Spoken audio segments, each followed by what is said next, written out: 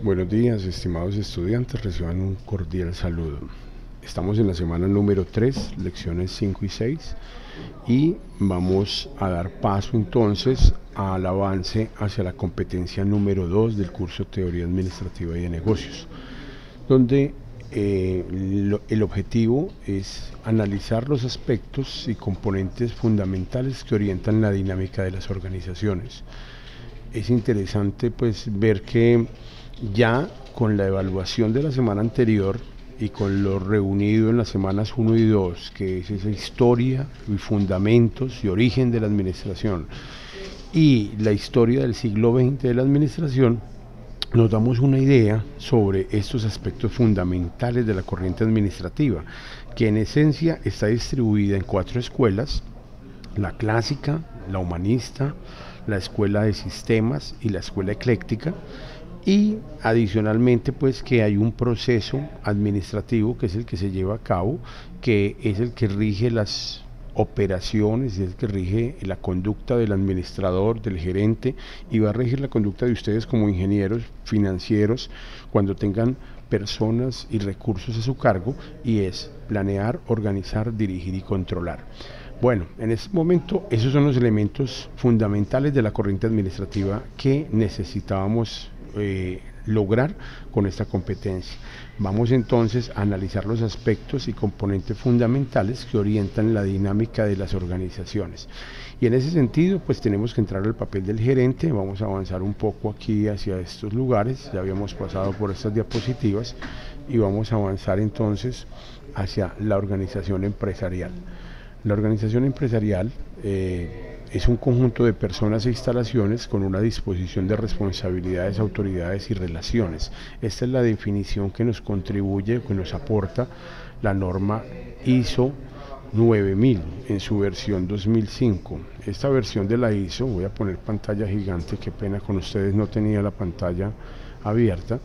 Esta versión de la ISO nos ayuda con algunas definiciones que a veces no encontramos adecuadamente en la RAE o que las encontramos muy generales, pero la ISO 9000, versión 2005, Fundamentos y Vocabularios para los Sistemas de Gestión de Calidad, es un documento que han construido cerca de 11.000 integrantes del grupo ISO a nivel mundial, o mejor dicho, del entramado de personas que se ponen en diálogo con la Organización Internacional de Estandarización, que es la ISO, y es así como se definen estos conceptos.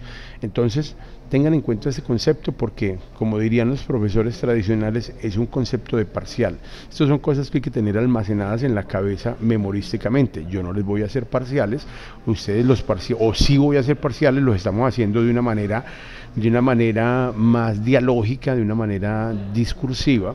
Entonces tengan en cuenta esta definición de organización porque les va a servir mucho en su vida personal y en su vida laboral.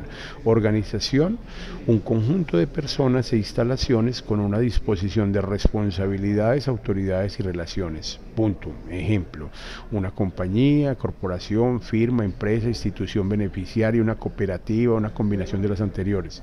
Nota 1, disposición: es generalmente ordenada. Nota 2, una organización puede ser pública o privada. Nota 3, esta definición es válida para los propósitos de los sistemas de gestión de calidad. ¿Listo? O sea, porque también la ISO hace unas diferenciaciones de los conceptos y hay una conceptualización diferente para otros temas que tienen que ver más con la organización, en temas de ingeniería, en temas de estructura y en otros ámbitos de la ISO. Bueno, ya tenemos entonces una definición que es la 331 de la ISO 9000. Vamos a la definición de estructura. Si vieron que allí en la definición anterior existía la definición de responsabilidades, autoridades y relaciones, entonces aquí nos van a decir a qué se refiere un subconjunto de eso. Estructura de la organización: disposición de responsabilidades, autoridades y relaciones entre el personal. O sea, esa parte anterior que tenía que ver con la organización se denomina estructura organizacional. Esta disposición es generalmente ordenada, un conjunto de personas, instalaciones, disposiciones de responsabilidad y autoridades la estructuran, la conforman. Es una expresión formal de la estructura organizacional y se incluye habitualmente en un manual de calidad o también en lo que denominamos un manual, un documento que es un reglamento interno de trabajo. Allí debe estar definida esta estructura organizacional, esta jerarquía, pero también apunta a estar dentro de unos documentos de calidad que se denominan manual de calidad, plan de calidad, y también pues se definen para un proyecto. El alcance de la estructura organizacional puede incluir interfaces pertinentes con organizaciones externas. Resulta que algunas organizaciones no solamente están estructuradas para funcionar al interior de ellas, sino que tienen que funcionar en interacción con otras organizaciones externas. En esa medida también la estructura puede definir relaciones no solamente con órganos internos de la organización, sino con órganos externos. A eso hace referencia el apunte 3.3.2. Y pasamos entonces a la definición de proceso. Estamos entonces adentrándonos en el ámbito de las organizaciones para comprender el papel del gerente y para lograr esa competencia, segunda competencia de la que habla el curso. Entonces aquí tenemos la definición de un proceso, definición 341 de la norma ISO 9000 versión 2005. Proceso, conjunto de actividades mutuamente relacionadas o que interactúan, las cuales transforman elementos de entrada en resultados. Esa es la definición que hacemos para proceso en esta norma. Los elementos de entrada para un proceso son generalmente resultados de otros procesos.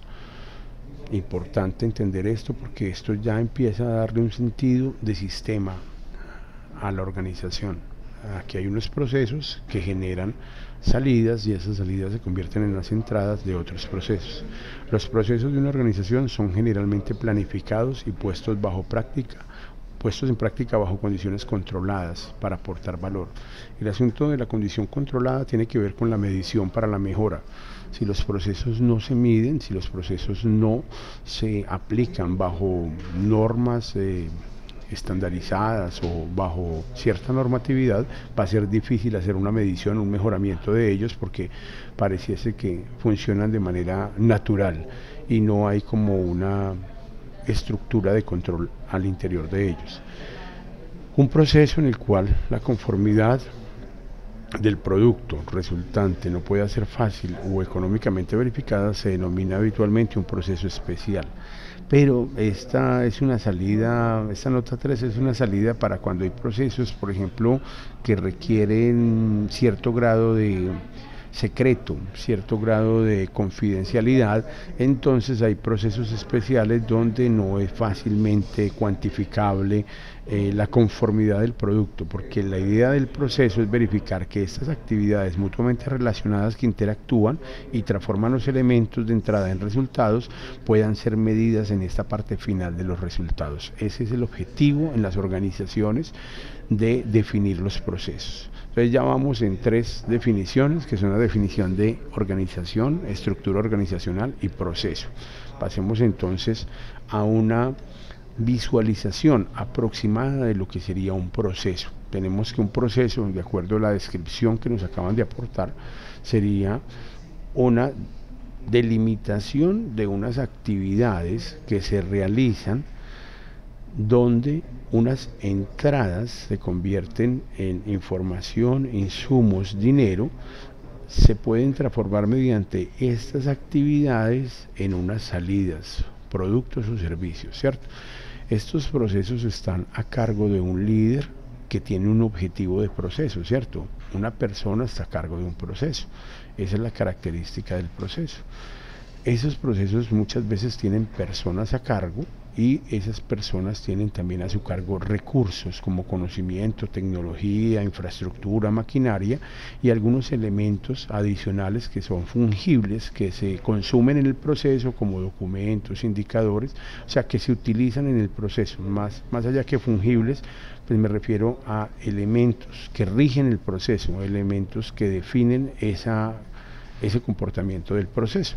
Y entonces estas entradas provienen de unos clientes que tienen una necesidad y también de unos proveedores que nos aportan unos insumos. Pueden ser proveedores internos, proveedores externos.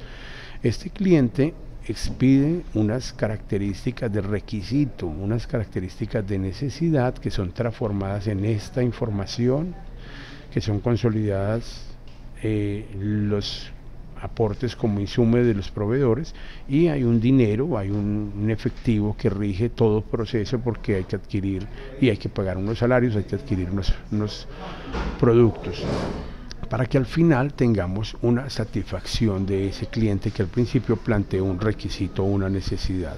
Entonces, esta es una definición de proceso. Bueno, entonces retomamos el asunto, y es que proceso lo puedo diagramar mediante este tipo de estructura. Espero que ustedes también utilicen estructuras creativas para diagramar sus procesos.